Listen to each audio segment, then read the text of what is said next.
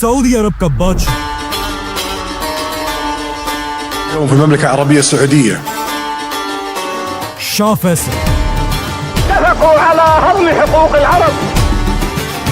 मुसलमान दुनिया का वो अकेला बादशाह जिसके एक ही हुक्म से सुपर पावर अमेरिका ने उसके सामने घुटने टेक दिए थे, जिसने फलस्तीन की आजादी के लिए पूरी दुनिया से दुश्मनी ली थी। لن نقبل بتقسيم فلسطين लेकिन जैसे ही शाह फैसल मुसलमान दुनिया का सबसे बड़ा लीडर बना, أو أن يتكدر الشرق. शाह फैसल को उसके अपने ही भतीजे सऊदी खानदान के एक शहजादे ने गोली मारकर शहीद कर दिया। लेकिन आखिर सऊदी खानदान को इतनी ताकत मिली कहां से? इसके लिए हमें बहुत पीछे जाना होगा। आज से 1400 साल पहले रसूलुल्लाह सल्लल्लाहु अलैहि वसल्लम ने अपनी जिंदगी में अरब का ये सारा इलाका फतह कर लिया था। लेकिन जैसे ही रसूलुल्लाह सल्लल्लाहु अलैहि वसल्लम इस दुनिया से चले गए, अरब के बहुत सारे कबीलों ने पहले खलीफा अबू बकर रज़ियल्लाहु तआला अन्हु के खिलाफ बगावत का ऐलान कर दिया। نطيع أوامر أبو بكر بعد الآن. और सिर्फ यही नहीं, कुछ लोगों ने तो नबी होने का झूठा दावा भी किया था, जिनमें सबसे बड़े झूठे नबी का नाम था मुसैलमा कज़्ज़ाब। أنا الرسول.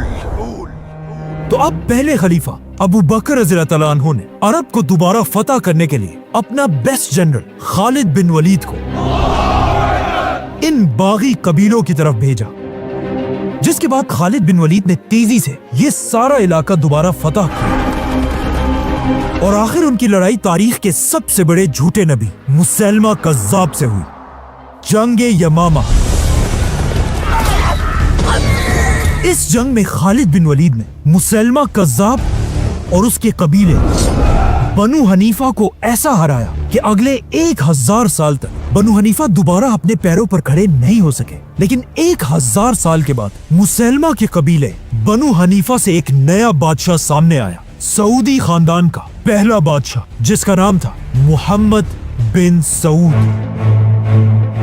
जब सऊद बादशाह बना, उस वक्त दुनिया की सबसे बड़ी ताकत उस्मानिया खिलाफत थी, जिसमें ज्यादातर उस्मानी बादशाह सूफीज़म को फॉलो करते थे। और उस्मानिया सल्तनत के दौर में मक्का का ये हाल था कि मक्का की ग्रैंड मस्जिद में रोज एक ही नमाज पढ़ने के लिए 4 अलग इमाम खड़े होते थे, हनफी, शाफी, मालिकी और हम्बली। और इनमें से कोई भी एक दूसरे के इमाम के पीछे नमाज नहीं पढ़ता था। ये सब देखकर अरब में एक स्कॉलर ऐसा था जो इस सिस्टम से बिल्कुल खुश नहीं था, मोहम्मद बिन अब्दुल वहाब। लेकिन जैसे ही वो इस सब के खिलाफ आवाज उठाने लगे, लोगों ने उन्हें अपने ही शहर से निकाल दिया। अब मोहम्मद बिन अब्दुल वहाब के पास इल्म तो था, लेकिन अपने ख्यालात ज्यादा लोगों तक पहुंचाने के लिए उन्हें ताकत की जरूरत थी। और ये ताकत उन्हें तब मिली जब उन्होंने दुनिया के पहले सऊदी बादशाह के साथ दोस्ती का हाथ मिलाया, जिसके बाद सऊदी और वहाबी खानदान ने मिलकर अरब के इलाके नजद में एक मजबूत हुकूमत बनाई। अब सऊदी खानदान की एक मजबूत हुकूमत तो बन चुकी थी, लेकिन फिर भी उनकी उस्मानिया खिलाफत के सामने कोई औकात नहीं थी। उस्मानिया खिलाफत अब भी मुसलमानों की सबसे बड़ी ताकत थी। लेकिन इस सब के 200 साल बाद उस्मानिया सल्तनत अपनी आखिरी सांसें ले रही थी। वर्ल्ड वॉर 1, जिसमें एक बार फिर ब्रिटिश एम्पायर और उस्मानिया खिलाफत एक दूसरे के आमने सामने हुए। और ब्रिटिश एम्पायर को अच्छी तरह पता था कि हम उस्मानिया खिलाफत को तब तक नहीं तोड़ सकते जब तक उनके साथ अरबों का सपोर्ट है। तो ऑफ कोर्स ब्रिटिश एम्पायर ने अपना फुल जोर लगाया कि किसी तरह अरब के लोग उस्मानिया सल्तनत के खिलाफ बगावत कर दें। लेकिन ये कोई आसान काम नहीं था। ब्रिटिश एम्पायर को इस काम के लिए एक बहुत ही ताकतवर अरब लीडर की जरूरत थी। और आखिर बहुत ढूंढने के बाद अंग्रेजों को ये लीडर मिल गया, मक्का का शरीफ हुसैन, जो कोई आम इंसान नहीं था, बल्कि उसका ताल्लुक रसूलुल्लाह सल्लल्लाहु अलैहि वसल्लम के खानदान से था। और वो खुद भी एक बहुत बड़ा स्कॉलर था। ब्रिटिश एम्पायर ने शरीफ हुसैन और अरब के लोगों के साथ एक वादा किया کہ اگر ہم عثمانیہ سلطنت سے یہ جنگ جیت گئے ہم دنیا سے خلافت ختم نہیں کریں گے بلکہ ہم ترکوں سے خلافت چھین کر واپس عربوں کو مسلمانوں کا خلیفہ بنائیں گے۔ یہ سن کر آف کورس عرب کے لوگ بہت خوش ہوئے اور انہوں نے برٹش امپائر کے ساتھ مل کر عثمانیہ سلطنت کے خلاف بغاوت کر دی اور آخر عربوں کی ہی اس بغاوت کی وجہ سے خلافت عثمانیہ جو پہلے اتنے بڑے علاقے پر پھیلی ہوئی تھی اب صرف اتنی سی رہ گئی۔ تو اب ویٹ، مشن تو پورا ہو چکا تھا، مطلب برٹش امپائر کو اب خلافت شریف حسین کو دے دینی چاہیے تھی، لیکن برٹش امپائر نے کہا نہیں، اور انہوں نے شریف حسین کے سامنے ایک بہت ہی خطرناک شرط رکھی کہ ہم تمہیں مسلمانوں کا خلیفہ تو بنا دیں گے لیکن تمہیں فلسطین کو یہودیوں کے حوالے کرنا ہوگا۔ لیکن فلسطین کو بیچنے کی انگریزوں کی اس آفر کو شریف حسین نے ہار دیا۔ برٹش امپائر کو یہ دیکھ کر شریف حسین پر بہت غصہ ہے کہ ہمارے اس پپٹ کی اتنی ہمت کہ وہ ہمیں آنکھیں دکھائے، لیکن شریف حسین نے فلسطین یہودیوں کے حوالے نہیں کی۔ یہ دیکھ کر برٹش امپائر نے اپنا سارا سپورٹ شریف حسین سے ہٹا دیا، جس کے بعد ایک ایسی عجیب سچویشن بنی کہ پوری دنیا میں عربوں کا کوئی بھی بڑا لیڈر نہیں تھا، اور یہ سب دیکھ کر اس موقع کا سب سے بڑا فائدہ ایک جوان عرب لیڈر نے اٹھایا، سعود خاندان کا کنگ عبدالعزیز۔ اب عبدالعزیز شریف حسین سے بالکل اپوزٹ تھا، اسے کوئی پرواہ نہیں تھی کہ اگر دنیا سے خلافت ختم ہوتی ہے تو ہونے دو، اگر فلسطین یہودیوں کو ملتا ہے تو ملنے دو، اسے صرف عرب کا بادشاہ بننا تھا۔ اور انگریزوں کو بھی بالکل ایسے ہی ایک سیلفش مسلمان لیڈر کی ضرورت تھی جو صرف اپنا سوچے اور باقی مسلمانوں کی اسے کوئی پرواہ نہ ہو۔ اسی لیے شریف حسین سے اپنا سپورٹ ہٹانے کے بعد انگریزوں نے اپنی پوری طاقت کے ساتھ عبدالعزیز کو سپورٹ کیا، جس کے بعد عبدالعزیز اپنی فوج کے ساتھ تیزی سے مکہ اور مدینہ فتح کرنے کے لیے ریاض سے روانہ ہوا۔ اینڈ آف کورس انگریزوں کی مدد سے عبدالعزیز نے آسانی سے پورا حجاز فتح کر لیا، اور عبدالعزیز کی طاقت کو دیکھ کر مکہ کے سارے علماء نے کعبہ کے سامنے اس کے ہاتھ پر بیعت کی۔ مکہ اور مدینہ کو فتح کرنے کے بعد عبدالعزیز کی بادشاہت اس سارے علاقے پر پھیل گئی، اور اس طرح دنیا میں ایک نئی ریاست بنی، The Kingdom of Saudi Arabia۔ اليوم في المملكة العربية السعودية اور عبدالعزیز اس کا پہلا بادشاہ۔ سب سے پہلے کنگ عبدالعزیز نے سعودی عرب کو دو بڑے حصوں میں ڈیوائیڈ کیا، ایک حصہ نجد جس میں سعودی خاندان کا کیپٹل ریاض تھا، جس کا گورنر اس نے اپنے بڑے بیٹے سعود بن عبدالعزیز کو بنایا، اور دوسرا حصہ حجاز جہاں اسلام کی سب سے ہولی سائٹس تھی، مکہ اور مدینہ، اور یہاں کا گورنر بادشاہ نے اپنے دوسرے بیٹے کو بنایا، پرنس فیصل۔ هذا كل ما أريده أيها الإخوان۔ اب جیسے ہی سعودی عرب ایک اسٹیٹ بنا، سعودی کے بالکل پاس ہی ایک ملک بحرین میں عرب کا سب سے پہلا آئل کا کنواں ڈسکور ہوا۔ of Middle Eastern oil as emissary to Arabia. یہ دیکھ کر عبدالعزیز نے بھی اپنے انگریز دوستوں کے ساتھ مل کر سعودی عرب میں تیل ڈھونڈنا شروع کیا، لیکن اگلے 6 سال تک ڈھونڈنے کے بعد بھی انہیں آئل کا ایک قطرہ بھی نہیں ملا۔ انہی انگریز سائنٹسٹ نے بعد میں اپنی کتاب میں لکھا ہے کہ ایک دن عرب کے ڈیزرٹ سے ایک غریب آدمی ان کے پاس آیا اور ہمیں ہاتھ سے پکڑ کر سعودی عرب کے علاقے دمام کی طرف لے کر گیا، اور ہمیں کہا یہاں پر ڈھونڈو، وہ تمہیں یہیں پر ملے گی، جو چیز تمہیں چاہیے وہ تمہیں یہاں ملے گی۔ اور اس طرح سعودی عرب میں دنیا کی سب سے بڑی آئل کی ڈسکوری ہوئی۔ the world's largest supplier of oil. Now، جیسے ہی سعودی میں آئل کی ڈسکوری ہوئی، عبدالعزیز کی قسمت اتنی اچھی تھی کہ اس کے صرف 1 سال بعد دنیا کی سب سے بڑی جنگ شروع ہوئی، ورلڈ وار 2۔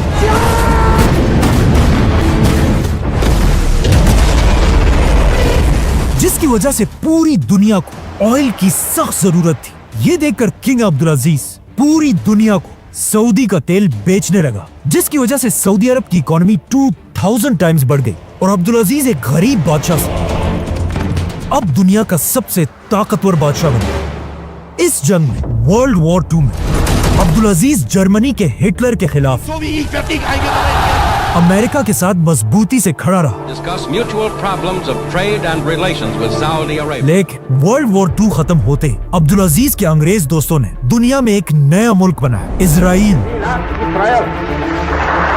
जैसे इजराइल के लीडर ने इजराइल की आजादी का ऐलान किया, Finally, by the grace of God, उसके सिर्फ एक दिन बाद ऑलमोस्ट बहुत सारे अरब मुल्कों ने मिलकर इजराइल पर हमला कर दिया।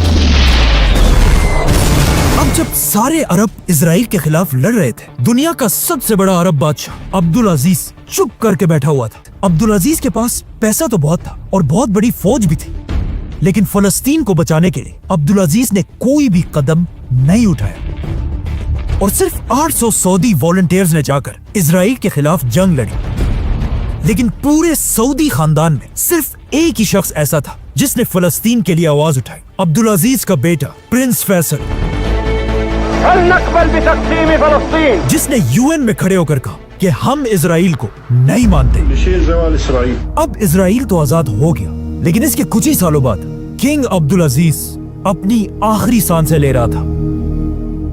मरने से पहले अब्दुल अजीज ने अपने दोस्तों से कहा कि काश मेरे बाद सऊदी अरब का बादशाह सऊद नहीं बल्कि फैसल होता, और साथ ये भी कहा कि काश मेरे फैसल जैसे 3 और बेटे होते।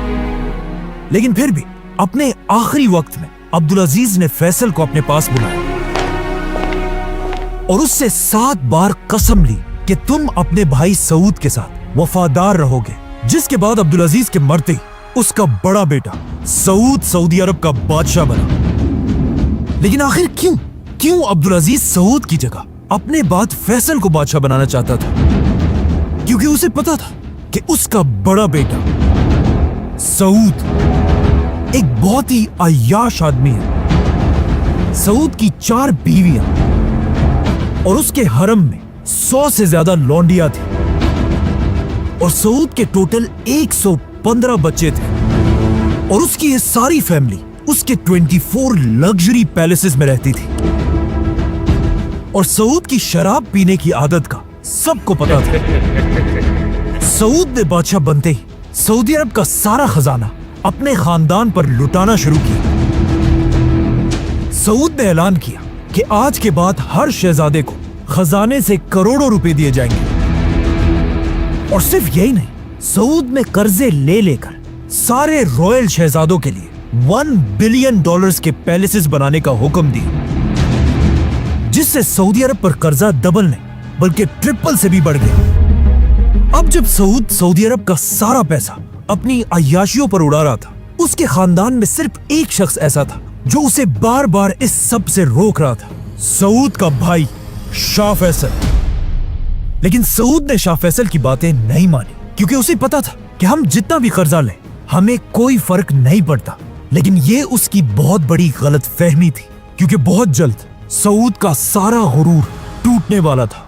अब तक दुनिया में ऑयल सिर्फ सऊदी और कुछ ही बाकी कंट्रीज में था, लेकिन आहिस्ता आहिस्ता दुनिया के बाकी इलाकों में भी ऑयल डिस्कवर होना शुरू हुई, जिससे दुनिया में ऑयल की सप्लाई तेजी से बढ़ने लगी।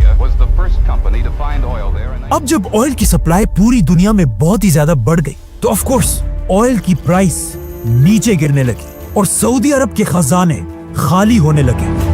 अब सऊद फंस चुका था, क्योंकि उसने कर्जे बहुत ज्यादा ले लिए थे और उन्हें वापस करने के लिए सऊद के पास पैसे नहीं थे। लेकिन इस सब के बाद भी सऊद अपनी अय्याशी की जिंदगी गुजारता रहा। ये देखकर सऊद को उसके भाई फैसल ने बहुत समझाया कि तुम्हारी इन अय्याशियों से ये मुल्क तबाह हो जाएगा, लेकिन सऊद ने फैसल की बात नहीं मानी। आखिर फैसल ने गुस्से में आकर अपनी प्राइम मिनिस्टर की पोस्ट से रिजाइन कर दी और सऊदी अरब छोड़कर चला गया। फैसल के जाने के बाद सऊदी अरब के हालात और भी ज्यादा खराब हो गए और सिर्फ 2 सालों में सऊदी अरब तारीख में पहली बार बैंकरप्ट होने के बिल्कुल करीब खड़ा था। ये सब देखकर सबको समझ आ गई कि अब सऊदी अरब को तबाह होने से सिर्फ एक ही आदमी बचा सकता है, शहजादा फैसल।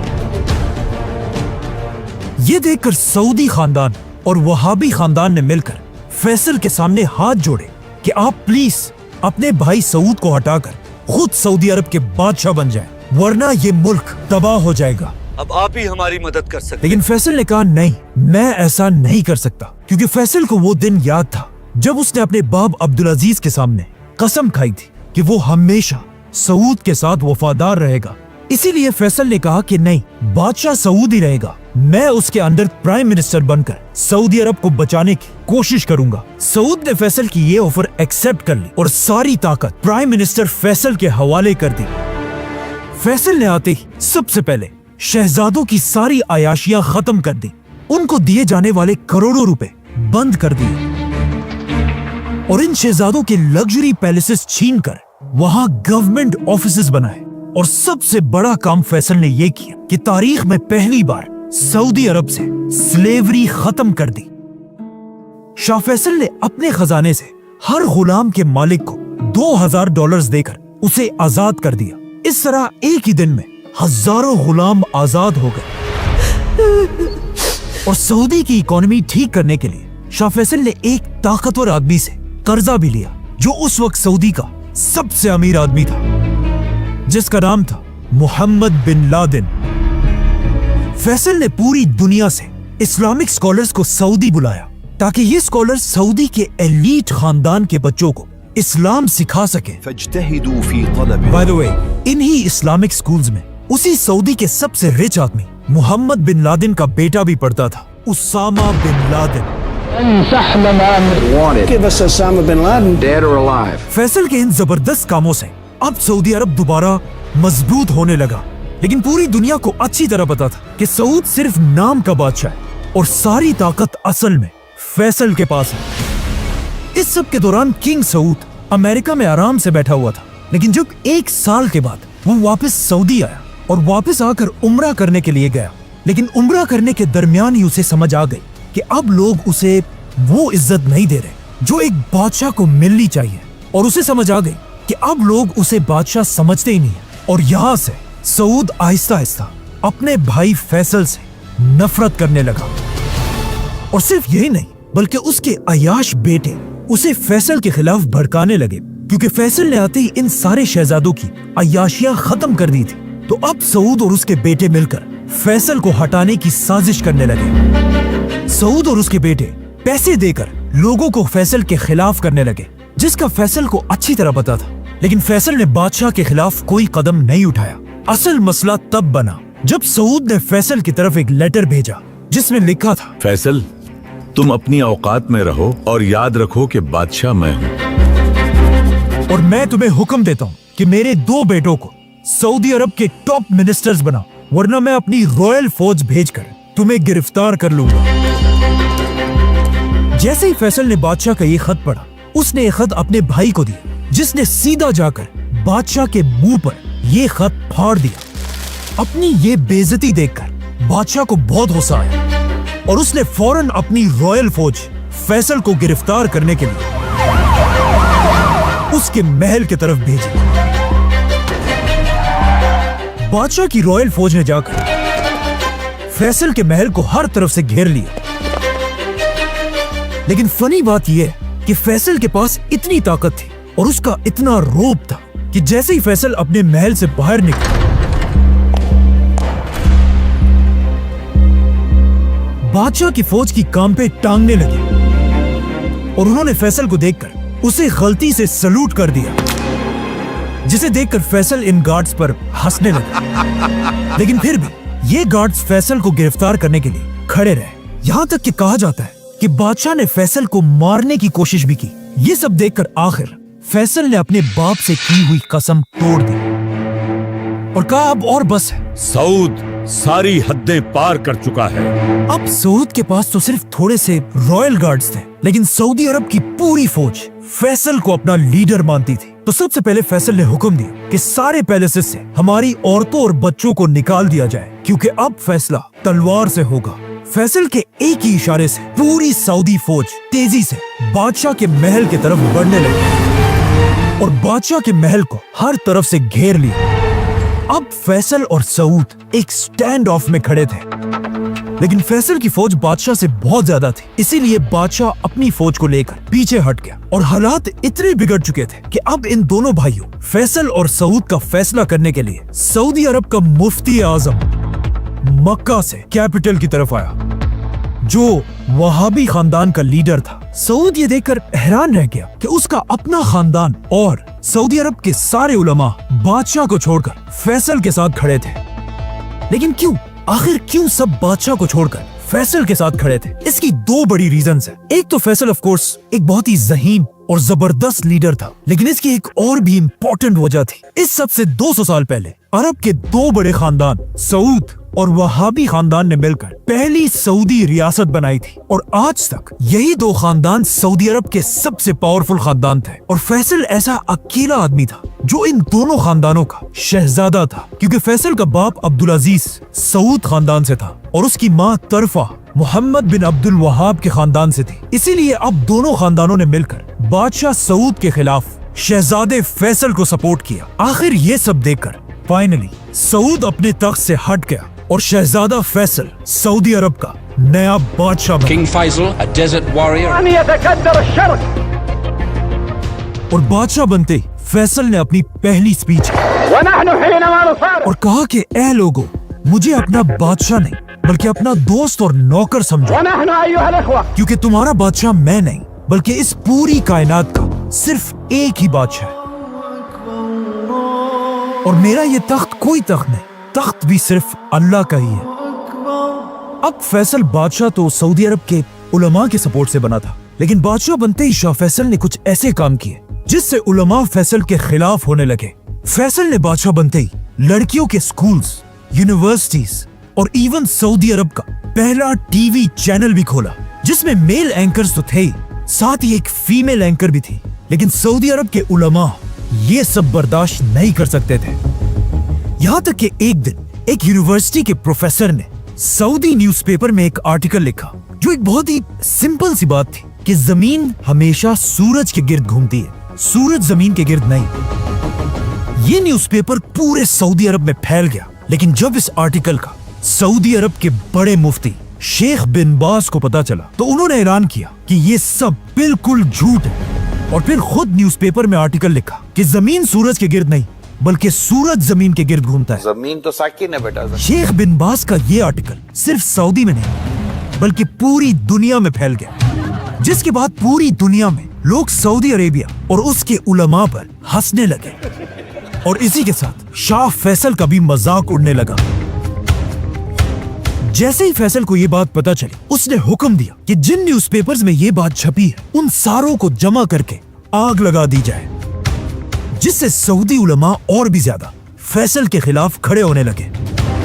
बाय द वे, इस सब के 20 साल बाद एक सऊदी शहजादा पहली बार स्पेस गया, और वहां उसने खुद अपनी आंखों से दुनिया को घूमते हुए देखा, और वापस आकर उसने ये बात मुफ्ती आजम को बताई, जिसके बाद शेख बिन बाज ने अपनी गलती एक्सेप्ट की और उस पर सबसे माफी मांगी। इन शॉर्ट, उस जमाने के सऊदी उलमा इतना सख्त थे कि उन्होंने इवन वनीला आइसक्रीम को भी हराम कह दिया था।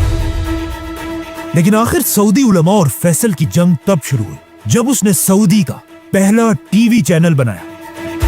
एंड ऑफ कोर्स सऊदी उलमा तो टीवी को हराम समझते थे, तो वो हर तरफ टीवी के खिलाफ प्रोटेस्ट करने लगे। यहाँ तक कि एक शहजादे ने जाकर फैसल के टीवी स्टेशन पर हमला कर दिया और वहां पुलिस ऑफिसर्स पर फायरिंग करने लगा। इसी फायरिंग के दौरान एक पुलिस ऑफिसर ने अपने आप को बचाने के लिए इस सऊद खानदान के शहजादे को गोली मार दी और वो मर गया, जो एक बहुत ही खतरनाक बात थी।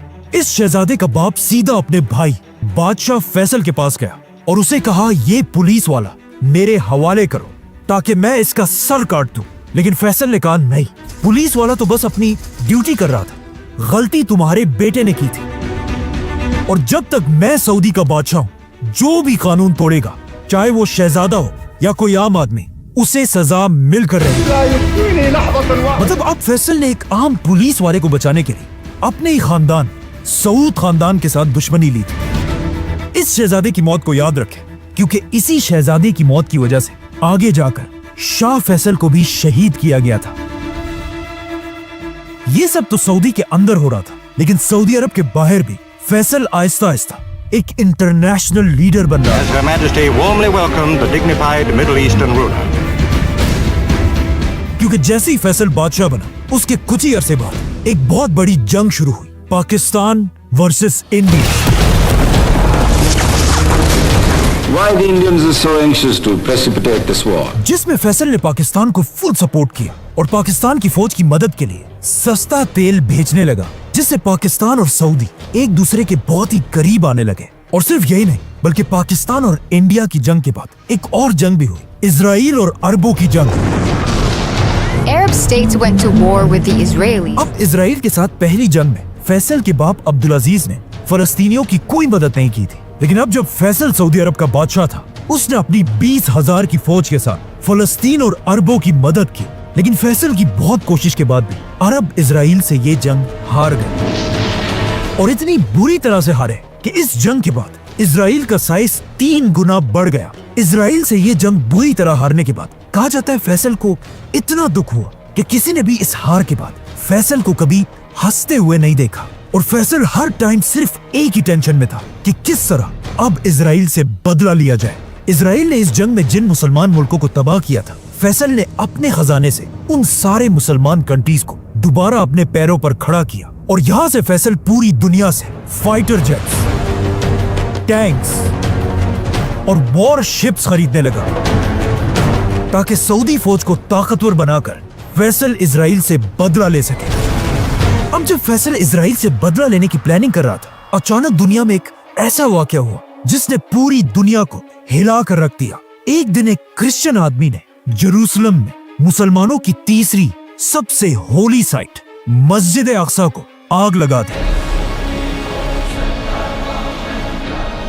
जिससे पूरी दुनिया के मुसलमान इजराइल के खिलाफ खड़े हुए।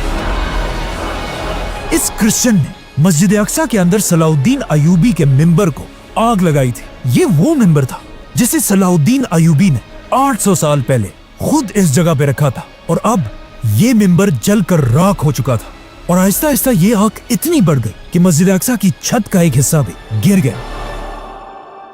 इस सब के बाद जब उस क्रिश्चियन से पूछा गया कि तुमने आखिर ऐसा क्यों किया, तो उसने जवाब दिया कि मैंने ये इसलिए किया कि जीसस क्राइस्ट दुनिया में तभी आएंगे जब मस्जिद अक्सा तबाह हो जाएगी। लेकिन अब इजराइल की हुकूमत की डिटाई देखे कि मस्जिद अक्सा को आग लगाने के बाद भी इजराइल की अदालत ने इस आदमी को कोई सजा नहीं दी, और कहा कि यह आदमी कोई टेररिस्ट नहीं बल्कि एक पागल है। लेकिन अब अगर यही सब किसी मुसलमान ने किया होता तो पूरी दुनिया ने मिलकर उसे टेररिस्ट कहना। Islam does not deserve to call itself a religion of peace. Islam is not a religion of peace. मतलब हमारा टेररिस्ट टेररिस्ट और तुम्हारा टेररिस्ट पागल। अब जब इस आदमी को कोई सजा नहीं मिली, पूरी दुनिया के मुसलमान हर जगह इजराइल के खिलाफ प्रोटेस्ट करने लगे, और सारे मुसलमान इस वक्त दुनिया में सिर्फ एक ही लीडर की तरफ देख रहे थे, सऊदी अरब के शाह फैसल। तो अब ये सब देखकर फैसल ने पूरी दुनिया के मुसलमान लीडर्स को एक जगह जमा होने का हुक्म दिया, और इसी कॉन्फ्रेंस में एक इस्लामिक ऑर्गेनाइजेशन बनाने का ऐलान हुआ, जिसका नाम था OIC, जिससे ऑफ कोर्स फैसल मुसलमान दुनिया का सबसे बड़ा लीडर बना। अब फैसल को मौका मिल चुका था कि वो पूरी दुनिया के मुसलमानों को इजराइल के खिलाफ यूनाइट करे। तो अब फैसल मुसलमान लीडर्स के साथ मिलकर इजराइल पर हमले की प्लानिंग करने लगा, और अचानक 1973 में यहूदियों के सबसे बड़े फेस्टिवल योम किपुर के दिन अरब फौजों ने इजराइल पर सरप्राइज हमला कर दिया। Israelis celebrating the holiday of Yom Kippur. और अरब फौजें हर तरफ से इजराइल के अंदर दाखिल हुई, और इजराइल से ये सारे इलाके फतह कर लिए। इजराइल इस जंग के लिए बिल्कुल भी रेडी नहीं था, इसीलिए इजराइल की फौजें आहिस्ता आहिस्ता मुसलमानों के प्रेशर की वजह से पीछे हटने लगे। ये देखकर किंग फैसल ने मुसलमानों की फौज की तरफ मैसेज भेजा कि आज मेरे बेटों, तुमने हमारा सर फख्र से बुलंद कर दिया, लेकिन अब रुकना नहीं है, इजराइल के खिलाफ आगे बढ़ते रहो। ऐसा लग रहा था कि मुसलमान अब कुछ ही दिनों में इजराइल को बिल्कुल क्रश कर देंगे। लेकिन यहाँ इजराइल की मदद के लिए वो आया जिसका फैसल को डर था, super power America. The United States has stood by the side of Israel. अरब की फौज से डरकर इजराइल की प्राइम मिनिस्टर ने अमेरिका से मदद की भीख मांगी, और अमेरिका से रिक्वेस्ट की कि फौरन हमें $1 बिलियन की एड भेजी जाए, जिस पर अमेरिका ने जवाब दिया कि $1 बिलियन नहीं, ये लो $2 बिलियन और जाकर इन अरबों को सबक सिखाओ। इसके साथ अमेरिका ने इजराइल को फाइटर जेट्स, टैंक्स और मशीन गन्स भी भेजी और अमेरिका की इस मदद से इजराइल दोबारा अरब फौजों को पीछे धकेलने लगा। अब जब इस सब का मुसलमानों के लीडर किंग फैसल को पता चला, इस वक्त मुसलमानों का लीडर किंग फैसल अपने ऑफिस में बैठा हुआ था जब उसे अमेरिका की इस बदमाशी का बताया गया। फैसल को अमेरिका की इस हरकत पर इतना गुस्सा आया कि फैसल ने उसी वक्त अपना फोन उठाया और कहा फौरन ऑयल मिनिस्टर को मेरे सामने हाजिर किया जाए। जैसे ही ऑयल मिनिस्टर फैसल के पास पहुंचा, उस वक्त रात के 8 बज रहे थे और इनकी मीटिंग शुरू हुई। लेकिन ऑयल मिनिस्टर ने फैसल से कहा कि सऊदी के सारे टीवी चैनल्स 9 बजे बंद हो जाते हैं, तो अगर आपने कोई फैसला करना है तो अभी इसी वक्त करना होगा। जिस पर फैसल ने थोड़ा सोचा और कहा, लिखो, मैं सऊदी अरब का बादशाह फैसल बिन अब्दुल अजीज ये हुक्म देता हूं कि अमेरिका के तरफ भेजे जाने वाले सारे ऑयल को रोक दिया जाए और आज के बाद अमेरिका को अरब की तेल का एक खतरा भी नहीं मिलेगा। अरब में जिसके पास भी ऑयल था, उन सब ने फैसल के हुक्म पर लब्बैक कहा और अमेरिका की तरफ तेल भेजना बंद कर दिया। और अमेरिका खत्म, बाय बाय, टाटा, गया। क्योंकि अमेरिका अपना 80% ऑयल अरब कंट्रीज से खरीदता था। ये अमेरिका के लिए इतना बड़ा धचका था कि वर्ल्ड वॉर 2 के बाद अमेरिका की इकोनॉमी इतनी तेजी से कभी नहीं गिरी थी। लेकिन फिर भी अमेरिका ने अपने दोस्त इजराइल का साथ नहीं छोड़ा और अमेरिका की मदद से इजराइल अरबों से ये जंग जीत गया। जिसके बाद ऑफ कोर्स अमेरिका ने फैसल से कहा कि अब जंग खत्म हो चुकी है, तो अब ऑयल की ये पाबंदी खत्म कर दो। लेकिन फैसल इतना गुस्से में था कि उसने कहा, नहीं, जब तक तुम इजराइल को सपोर्ट करोगे तब तक मैं तुम्हें तेल नहीं बेचूंगा।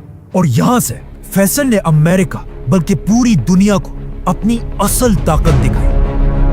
फैसल ने अरब ऑयल को एक वेपन में बदल दिया,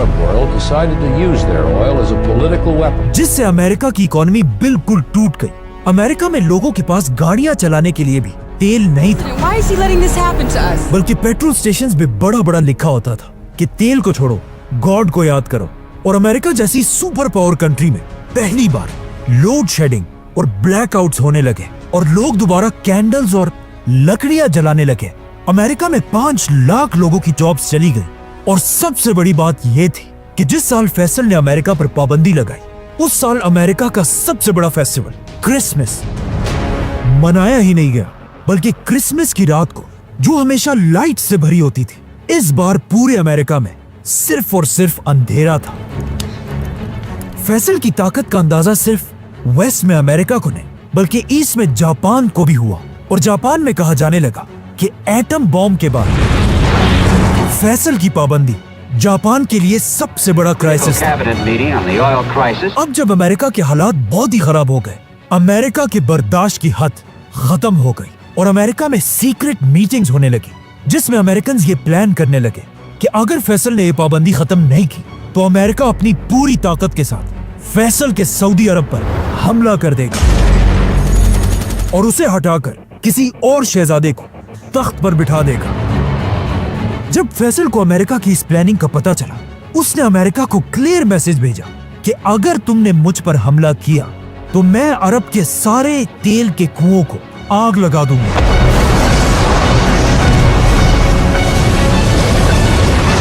जिससे तुम्हारा अमेरिका तबाह हो जाएगा। ये सुनकर अमेरिका ने फैसल से कहा कि अगर तुम ऐसा करोगे तो तुम्हारा क्या होगा।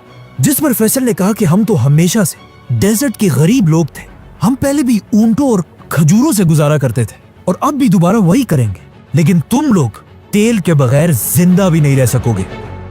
जिसके बाद फैसल ने अपनी फेमस स्पीच की और कहा, ऐ लोगों, मैं वो बादशाह नहीं हूँ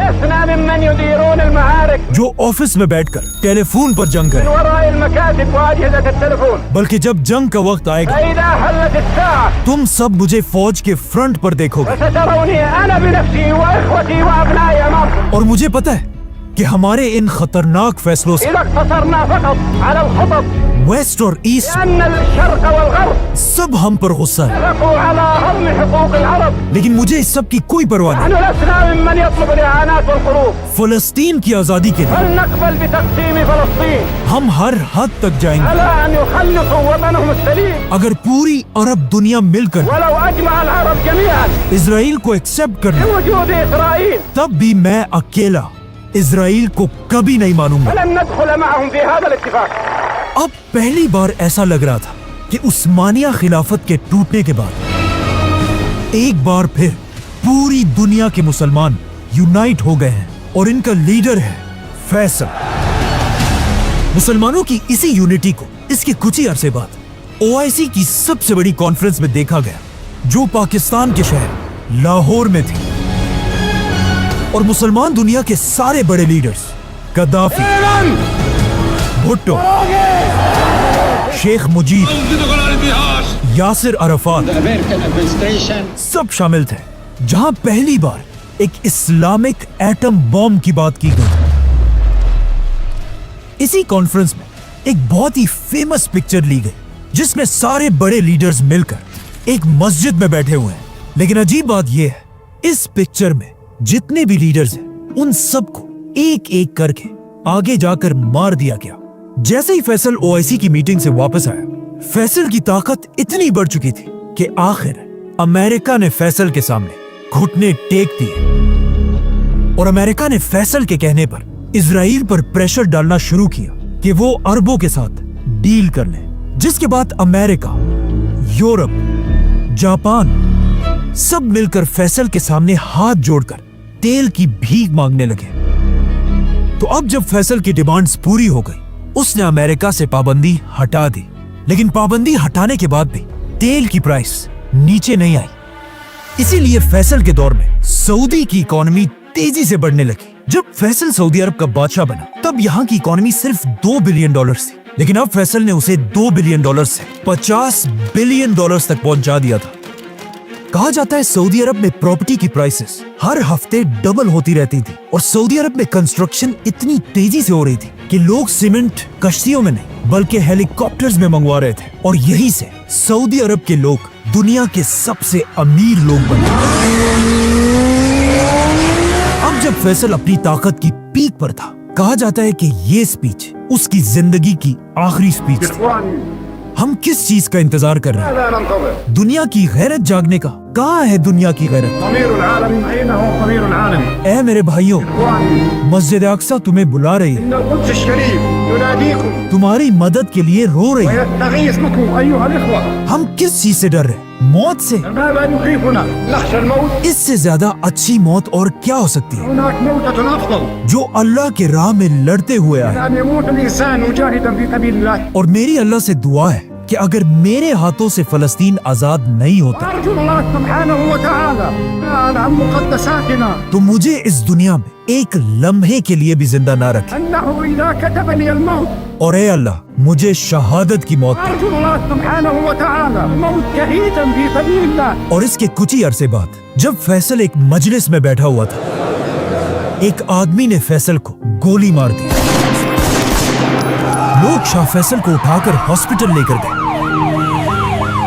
जहां कहा जाता है फैसल के आखिरी अल्फाज ये थे कि मैं अपने कातिल को माफ करता हूं. फैसल की शहादत की खबर पूरी दुनिया में आग की तरह फैली और हर तरफ लोग रोने लगे. और दुनिया के सारे लीडर्स फैसल के जनाजे के लिए सऊदी अरब पहुंचे, जिसके बाद बादशाह फैसल की नमाजे जनाजा पढ़ाई गई. जब फैसल को दफनाने के लिए ले जाया जा रहा था, लोग उसकी गाड़ी को घेर कर चीख चीख कर रो रहे थे. और ये सारा कुछ उसी टीवी चैनल पर दिखाया जा रहा था जिसे फैसल ने शुरू किया था. और एंकर रो रो कर कह रहा था कि आज पूरी उम्मत मुस्लिमा का बाप मर चुका है. और इस तरह बादशाह फैसल को दफना दिया गया. अब जिस आदमी ने फैसल को मारा था, वो कोई और नहीं बल्कि फैसल के अपने भाई का बेटा था. इसीलिए जब वो गन लेकर शाह फैसल की तरफ जा रहा था, किसी ने उसे नहीं रोका, क्योंकि वो खुद भी एक शहजादा था.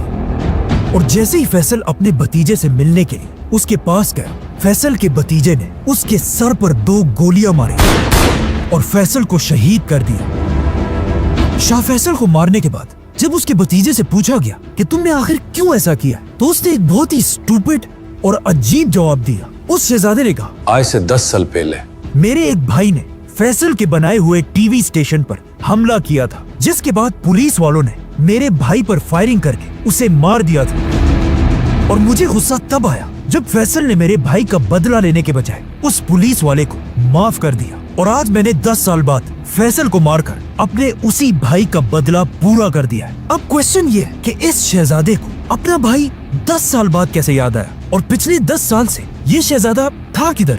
ये शहजादा पिछले 10 साल से अमेरिका में एक अय्याशी की जिंदगी गुजार रहा था और वहाँ क्लब्स, ड्रग्स और गर्लफ्रेंड्स पर अपने सारे पैसे उड़ा रहा था। बल्कि ये इतना अय्याश था कि एक बार अमेरिका में इस शहजादे को ड्रग्स यूज करने पर गिरफ्तार भी किया गया था। मतलब 10 साल तक इसको अपने भाई के मरने की कोई परवाह नहीं थी। फैसल पर हमले से कुछ ही अरसा पहले ये अमेरिका से वापस सऊदी आया। आज दुनिया के बहुत सारे लोग समझते हैं कि फैसल को किसी बदले की वजह से नहीं, बल्कि अमेरिका और इजराइल पर पाबंदी की वजह से मारा गया था। क्योंकि अगर देखा जाए, फैसल के मरते ही सबसे बड़ा फायदा अमेरिका और इजराइल को ही हुआ था, क्योंकि फैसल की शहादत के फौरन बाद इजराइल और अरबों ने दोस्ती का हाथ मिलाया और सारे अरब कंट्रीज आहिस्ता आहिस्ता इजराइल को एक्सेप्ट करने लगे। और फैसल के बाद आज तक किसी भी सऊदी बादशाह ने दोबारा अमेरिका के सामने सर उठाने की हिम्मत भी नहीं की। फैसल की शहादत के कुछ ही घंटों बाद सऊदी खानदान ने अपना नया बादशाह सेलेक्ट किया, किंग खालिद बिन अब्दुल अजीज, जिसने आते ही हुक्म दिया कि फैसल पर हमले करने वाले शहजादे का सबके सामने सर काट दिया जाए। लेकिन नए बादशाह के आते ही मुसलमानों की तारीख का सबसे खतरनाक वाकया पेश आया, काबा पर हमला।